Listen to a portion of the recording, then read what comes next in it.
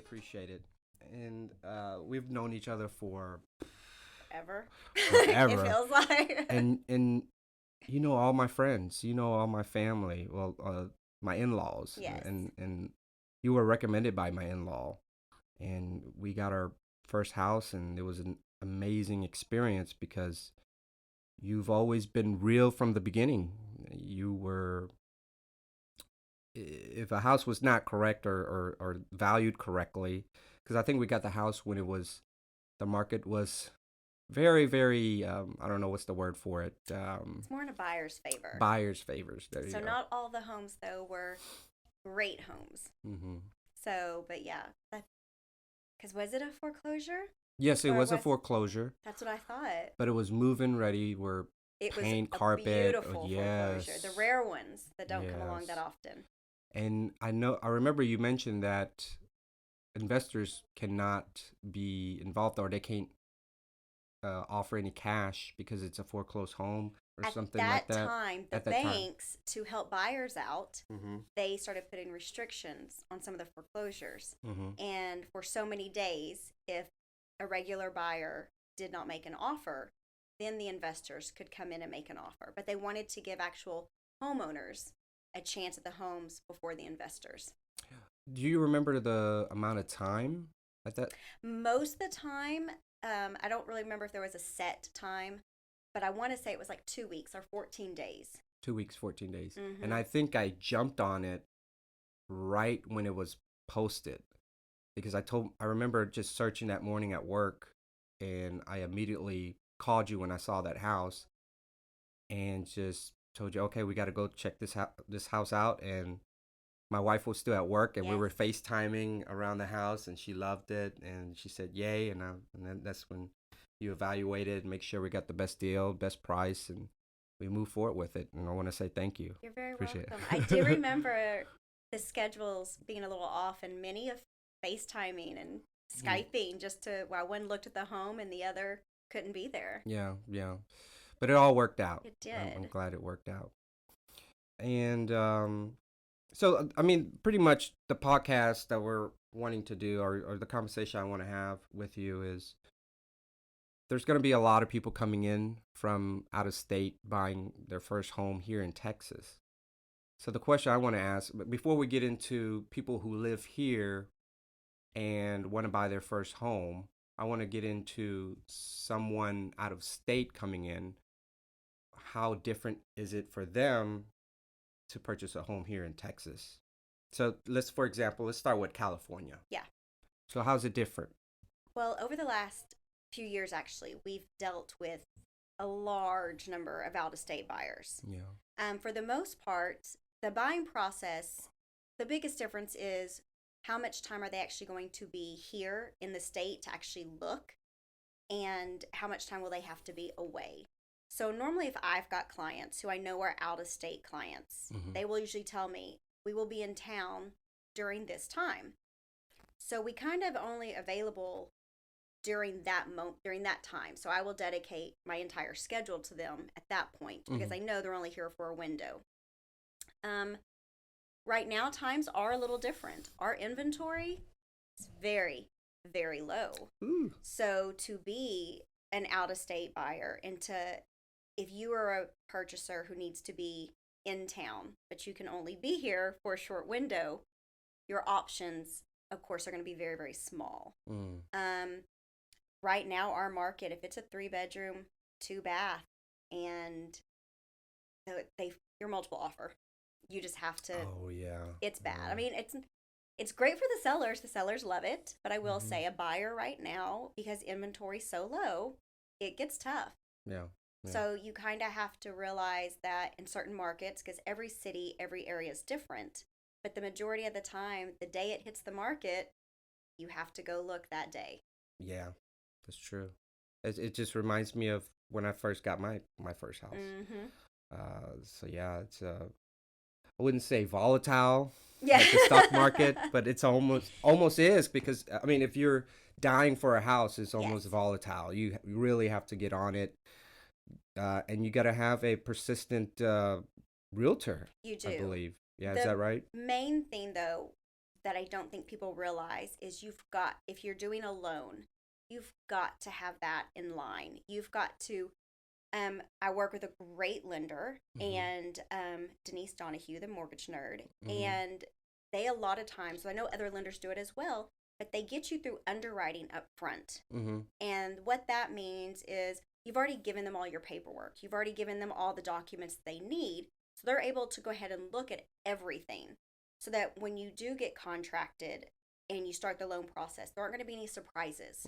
They're not going to all of a sudden find something and be like, oh, well, we can't move forward on the loan because of this, or we need this from you. They already have everything. Okay. So you have to be a financially strong buyer because you will be competing.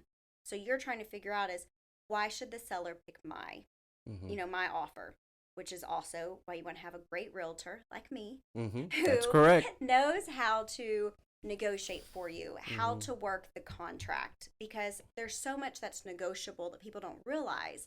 And there's different ways you can write your offer that would maybe be more appealing to the seller that somebody else doesn't think to write their offer that same way.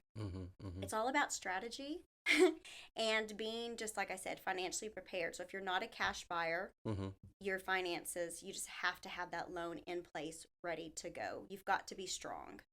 And can you tell everybody how long have you been doing this? I'm in my 16th year of doing this. Yes, I got my license back in 2004. Wow. How old is your first child? My oldest is 18. Oh, so yeah, you got your license right when I was pregnant with my son, and I made the decision. Wow, yeah. Must be scary. Must be scary. Tell me a little story about your first few years. How did it go? I mean, you have 2 kids and just starting out in this market or this new career. Well, luckily, I had enough people around me that had experience that knew. So I wasn't just like out there in the dark, not knowing. So I had resources and people I could reach out to that if I wasn't sure about something or I needed something clarified, that they were able to help me. But you jump in there and you just are going, hey, I know I'm a new agent. Somebody give me a chance. Yeah. And it was funny. My very first transaction was my childhood best friend. Oh. She moved away in 4th grade. But we'd kind of stayed in touch through the years, and because of wonderful social media, we had been able to get back in touch. And so she knew I was a realtor. Her and her husband were actually moving back to Texas, and we're looking for a home. And she was like, "Will you be our realtor?" And I was like, "Yes, of course, I will do this." So she ended up being my very first transaction ever. That's great. And so I'm jumping all over the go place. For it. That's how I talk anyway, so go because, for it. So was this your best friend's first home? It was. It was. Okay. And so I'm sure whoever's watching this is probably haven't got a home yet, or they're thinking about getting a new home here, even if they're out of state. What are some steps that they can take before or just to get ready to purchase a home, their first home? So I am huge on educating my clients. That's massive to me. So whether they're here or whether they're out of state, my first step is always a consultation. I sit down and I explain the entire home buying process. I let them know what to expect, what kind of money you should expect out of pocket before you ever get to closing. A lot of people think that they don't have to pay any money or do anything until they get to the actual closing table to buy the home. But there is money up front you have to have. And so I go through the process of what to expect, what every step means and what's happening. So once we get through that and I don't scare them away from buying a home, our next step is always the lender, the finance side. Right. And so, like I said, again, if you're not cash, you've got to get that finance set up. So those are the first 2 big steps. And the other reason the financing is so important is because if you start looking at homes, and you don't know what price range you're comfortable in. 1, you have to be approved within a price range, but 2, my biggest thing is I want you to be comfortable with your house payment. Right. I'm not writing that mortgage check every month. You are. And you need to make sure that whatever that payment is, you're comfortable with. So we know, let's only look for homes within a certain price range. Because if you start looking, you will fall in love with everything that's not in the price range you want. So the hardest thing ever is someone to go, but I love this home, and to go, but one, you can't afford it, or two, it's not in the range you told me you wanted to be in. Right. So you want to make sure you kind of stay in your lane, that you Mm-hmm. stay in your comfort zone, because there's so much out there. Yep. Yep. So no big purchases before. No big purchases. Yeah, so my theory is when you decide that you're serious and you do want to start the home buying process, Mm-hmm. your life goes on hold. Yep. You are not to do anything. Mm-hmm. I go through the steps, and your big things are you don't make any big purchases. Don't charge your credit cards at all unless it's like, a monthly occurrence, like a Mm-hmm. toll tag or something like that here. You also don't want to co-sign for anybody. Right. You don't want to have your credit pulled besides the lender. Mm-hmm. Don't switch checking accounts. Stay with the same bank you have, even if they drive you crazy and do something horrible. Mm-hmm. Once you buy your home, then change banks. Yep. You also don't want to, even though the process is moving forward and it's 2 days before closing, don't go buy a new car. People do it. Don't do that. Really? They're just super excited. I want a new car at the driveway. And most people think, oh, we've already gone through the process. Everything's good. Yeah. I can go ahead. But if the lender pulls and sees that there's an inquiry, you're kind of in trouble and you can't get your loan because your debt to income changes. Right. So there's so many things that happen. Another big one that a lot of people don't realize, and especially when people kind of started freaking out early this year and pulling money out of the bank, Mm-hmm. you can't put large amounts of cash into your account. We need paper trails. We need to understand where your money comes from, because if an underwriter is looking and all of a sudden you've made this large deposit of cash, we don't know where it came from. Mm-hmm. And no matter what your excuse is, all we can do, because there's not a trail, is to assume it's, some kind of illegal drug money. Yep. It's kind of how they view it, because they're like, you can't prove to me or show me where this money came from. Mm-hmm. So we can't consider it as an income. Right. So another big one is don't pay off any debt until you've spoken to your lender, because sometimes paying off debt hurts you more than helps you. Wow. And a big reason for that is they're needing to see that you actually have like established credit and that you're building it, and they're looking for different things. So sometimes a lender will tell you, hey, I need you to pay off whatever loan you have, or if you can pay a certain credit card down or things like that. They'll advise you and tell you what you need to do. Okay. But don't ever just do it because you think it's going to help you once you start the loan process. Got it. So you heard that, people. Just life on hold. Everything's on hold until you're advised to pay this, pay that. So it's thank you, Mindi. That's a very helpful information. Do you want to add anything else concerning first-time homeowners to watch out for, and especially in this market right now, or that, and also what do you see in the future, in the next year or next few years, what's going to happen in We all wish we market? could know what would happen in the next few years. We all do. We all wish we had that crystal, crystal ball. ball. Yes, Yeah. Exactly. As of right now, interest rates are great. Mm-hmm. One big thing I like to say is a lot of times it's younger couples or people who are looking to buy their first home, and all of your family and all of your friends, everybody has advice. Everybody has opinions. I do this every day.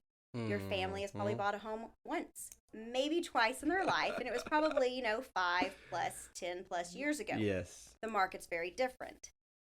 So they're going to want to give you advice, which is fine. You can listen, but understand I am a professional. I do this every day. Whatever advice I'm giving you or I'm telling you, because I am your realtor, I'm as honest as it gets. Oh, yes.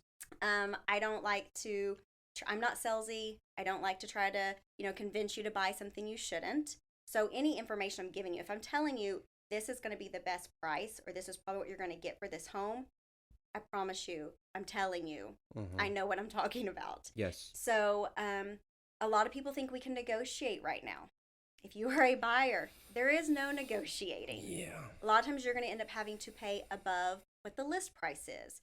You have to pay for your own closing cost. So I know a lot of times people will say, oh, no, if you buy a home, the sellers will pay your closing cost. Well, we're in a buyer's market. You get a little bit of leeway. You can negotiate a little bit more to go, hey, I'd love for you to pay some of my closing costs. We're in a seller's market. We have very low inventory. Right. There is no negotiating. Right. You have to come to the table. You have to come to the table prepared, and just know that unfortunately, you are going to need to pay for all of your closing costs, any expenses, everything that's on you. Right. So when people always ask to, you hear a lot, oh, first time home buyer program, first time home buyer program. Essentially, what that means is you're probably going to go with what's called an FHA loan. And that's because you only have to put 3.5% down. And that is why it's considered a first time home buyer program, because most people don't have a lot of money to put down into a home. Right. So that's why that program is then offered. Right. And there's a caveat to that. You are required to get a mortgage insurance, which is added on top of your Correct. your monthly payment. A few years ago, they changed the loan process, and it used to be that once you reached 20% equity in your home, your PMI would fall off. Correct. They changed it, and now the PMI on an FHA will stay for the life of the loan, the full 30 years. Whoa. So, yes. Not good. So, what most people do is they get into the home, because that's the only amount of money they have at the time. They're like, it just makes more sense financially to get in at 3.5%. And then when they can, they refinance and switch it to a conventional loan. Got it. To get rid of the PMI. To get rid of the PMI, because that is the only way to get rid of it.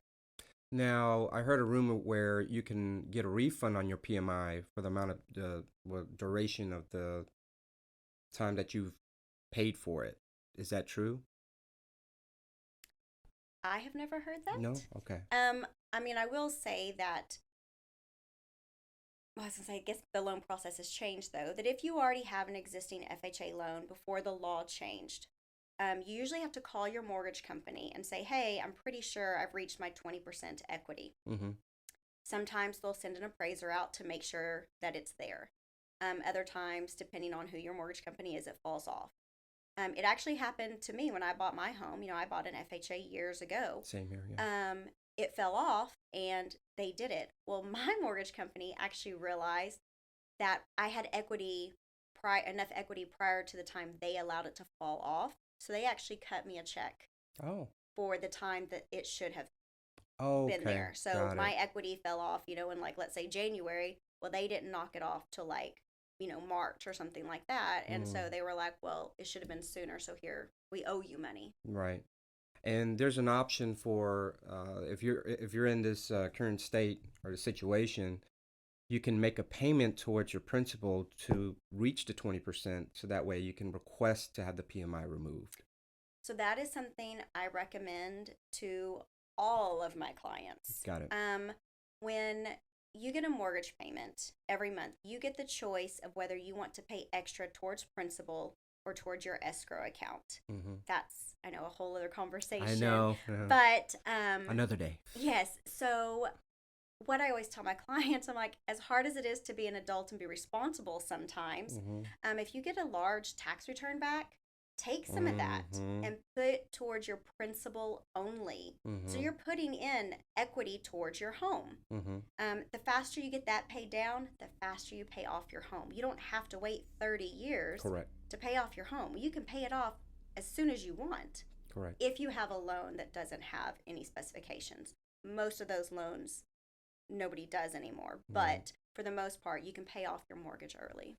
Yeah, it's very, very difficult to be disciplined financially with such a consumer society that we have here right now. Well, I can tell during the holidays too. If you are buying a home right now and you're getting these 2% interest rates, you should have some extra money to be able, because when I bought my home back in 2002, interest rates were at 8%. That was normal. That there was nothing about that. And I think people forget that. So when people hear, oh my gosh, interest rates are going to go up, it's okay. Yeah. That's not a bad thing. We remember that our parents back in, the 70s and 80s, interest rates were 14%. Eesh. These were normal interest rates. I get, times were different. The economy was different. But we have to understand that percentage rate. To creep up to 5%, it sounds like, oh my gosh, that's a horrible interest rate, but it's not. Yeah. I mean, they're still great interest rates. Let me ask you this. What about people that already have a home, that own it for 6-7 years, and they want to refinance, and right now is the best time to refinance?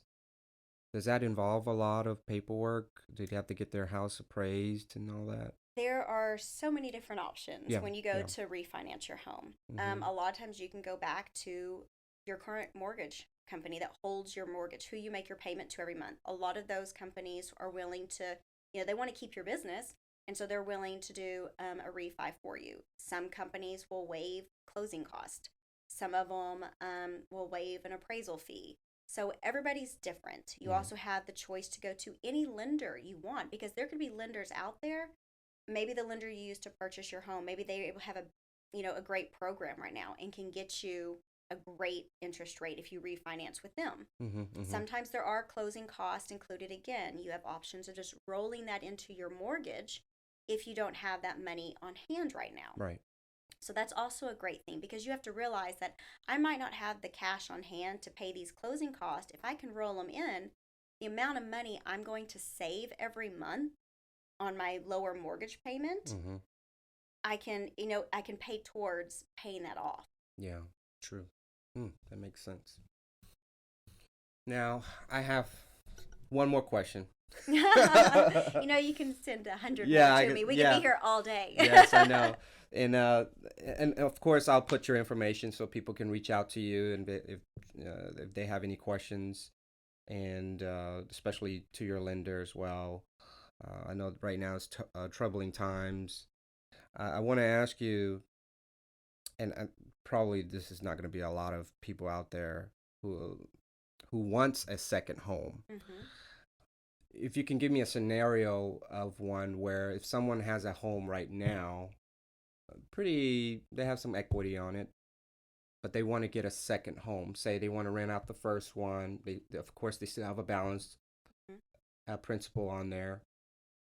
How would that process work if they were wanting to get a second home? Um, that really is all in the hands of the lender. Lender, okay. They are going to be able to look and see financially, can you afford to keep that home and purchase a second home?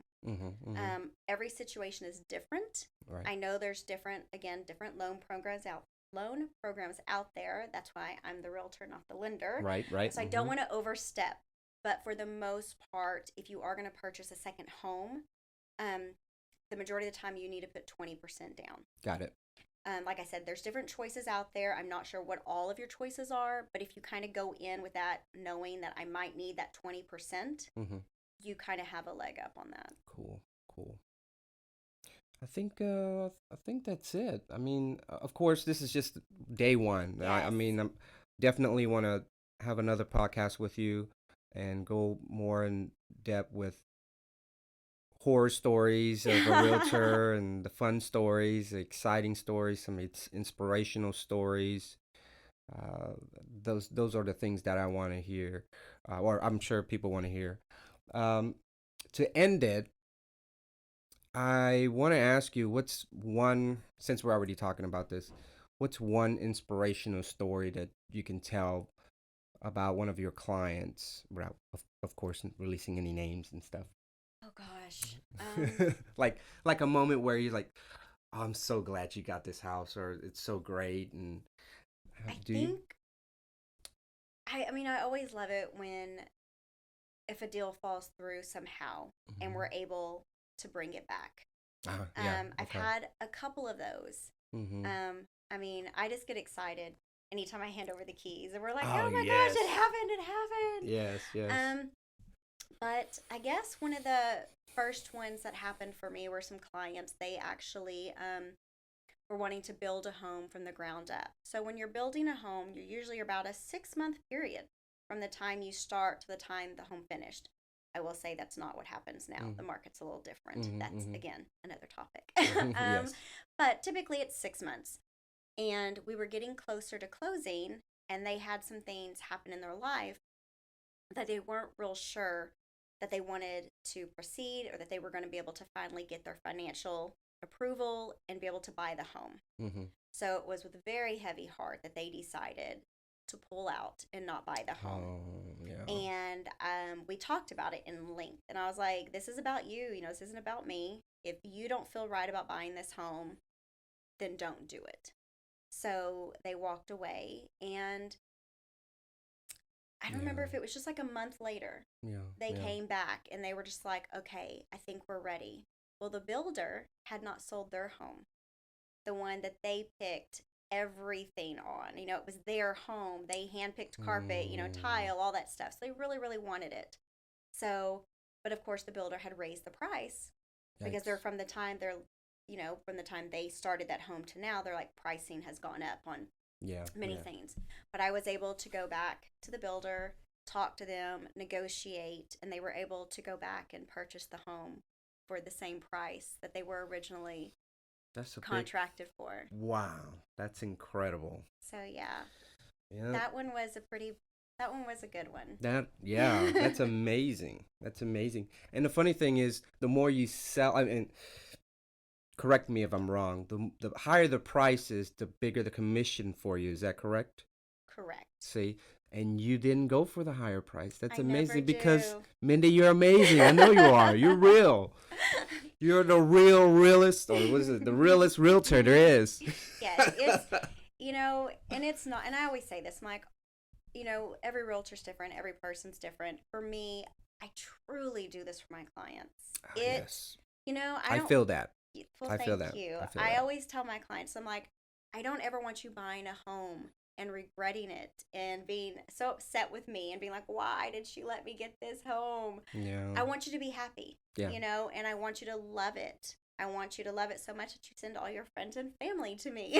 I mean, because 98% of my business is referrals. That's how I've survived for 16 years, Yeah. is having happy clients who are happy enough to send their friends and family to me. Yes, yes, and I definitely agree that you're just amazing. You're an amazing realtor, and I appreciate what you've done for me and for all the people that I know, and that you're going to continue to be successful. And I really appreciate you coming by. I really do. Of course. Did you want to say anything to the listeners or anything? Just, Do you want? I mean, I could tell them a million things. Mm-hmm. I would just say, and it's kind of an across the board, but respect your realtor. We're Yeah. humans. We Yeah. have lives. Yeah. If we can't run out the door to show you a house right that second when you want to see it, Mm-hmm. please don't call another agent. Oh yeah. We Yeah. don't, you know, we're working for you. Yeah. We're trying to help you. And we don't get paid until we make it to the closing table. Mm-hmm. And that's something I think a lot of people think we're salary or that we're getting money as we go. No, it's all of our own pocket until we get to Yes. that table. Yes, So that's gas money. it I mean, gas is is cheap right now, but wait till the gas prices go gas back and up. Ooh, tolls and just yes, that's time and right, time. energy. You know, if you end up calling somebody else because I couldn't get to you at that moment, Mm-hmm. I've now lost out. Yeah, So it's just be yeah, respectful. yeah, yeah. And I feel like in this day and age with the internet and everything, and people think that they know everything because it's at their fingertips. Yes, I think we've all learned not everything on the internet's true. correct. So Yeah, and there's no prime shipping of realtors or instant gratification. yes. You just got to be patient, and you'll get the best deal when it comes to Mindy. I promise you that. Well, thank you. I Yes, appreciate no that. problem. All right, well that's it. Thank you. Thank you. Thanks again. Thank you for being here. I really Of course. appreciate it, Mindy. All right, you take care.